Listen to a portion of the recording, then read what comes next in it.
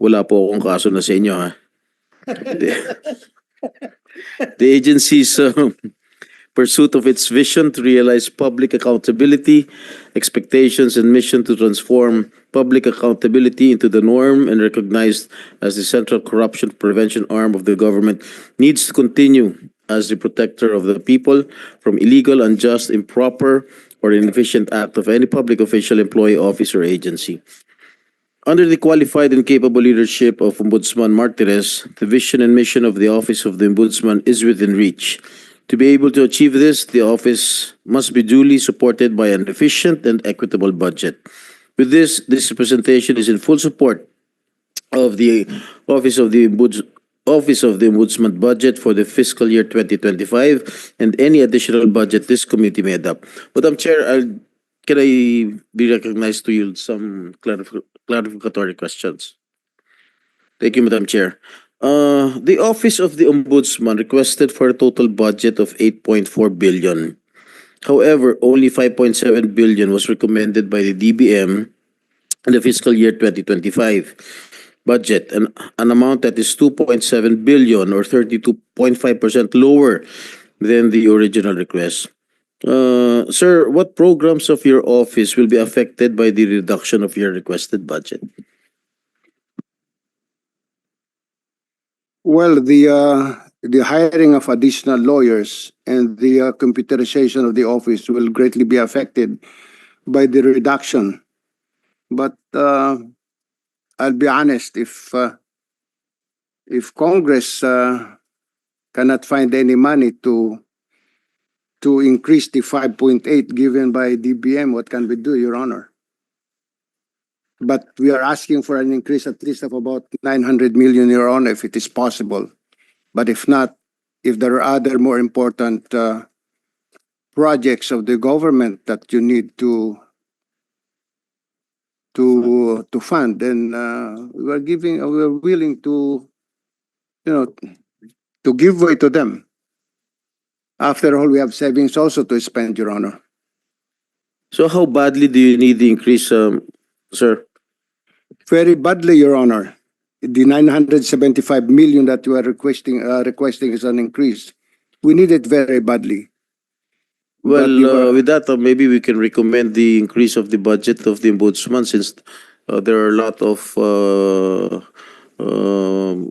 people who will be affected by the decrease of the budget of the Office of the Ombudsman. Maybe we can recommend the chairperson of the Finance Committee to increase, kahit konti, increase natin yung budget ng Ombudsman. Inulit ko po, wala po akong kaso sa inyo.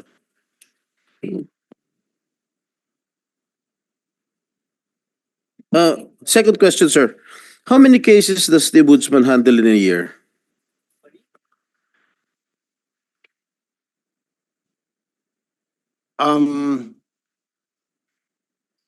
I could only think of the cases before the Sandigan Bayan, which is very few, because most of the cases since 2014, I guess, when Republic Act 10660 was passed, most of the cases were filed with the regional trial courts, and the one handling these cases are the public prosecutors of the Department of Justice, Your Honor. And we don't have... Yeah.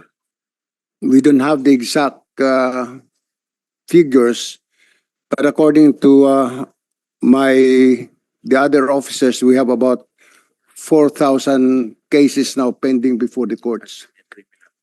And last question, sir. In the case of former Mayor Alice Go, bakit hindi po na-under sa Ombudsman yung kaso? Di ba dapat sa Sandigan Bayan? Can you please enlighten this representation? She being a public official, why did it not fall sa Sandigan Bayan?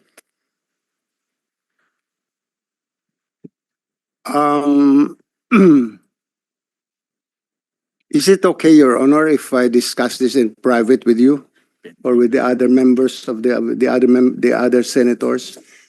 I don't want to be divulging some secrets that the accused, the lawyers of the accused might be using against us. So I'd rather not discuss this matter in public, or I might be able to say things that, might help the accused in their defense. I respect it, sir. Thank you, Senator. We understand, of course, the point of our ombudsman. There are certain things about the cases we don't want to preempt. So feel free, Senator Estrada, to meet with the ombudsman to clarify your query. Senator De La Rosa has a question. Yes, Madam Chair, thank you. Before I ask a very, very small question, I just would like to manifest my support sa budget ng ombudsman at ng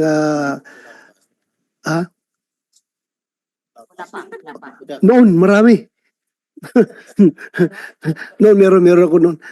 Madam Chair, sir, I just would like to know kung yung Ombudsman Mindanao, Ombudsman Visayas, are they allowed to issue ombudsman clearance for people from government who will be seeking for promotions and appointments, or centralized pa rin yung ombudsman clearance niyo dito sa Manila?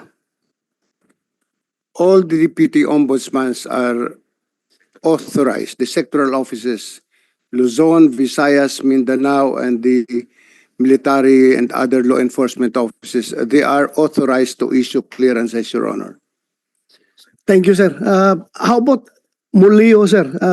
Kasi may mga, like may case, no? Pulis ako ng Mindanao. Tapos ang Mulio andito lang sa, 'di ba? Dito lang sa Batasan. Hindi ba pwedeng makakuha sila doon sa Ombudsman Mindanao ng clearance? With the advent of technology, pwede naman siguro sila makakuha doon ng clearance dahil pwede naman, computerized naman lahat. Pwede po, Your Honor. They can apply, yung mga police officers sa Mindanao can go to Davao City and apply for clearance kasi centralized na yung system namin eh. And once we will be able to put up satellite offices in every province and city, major cities, hindi na rin nila kailangan pumunta ng Davao in the case of Mindanao.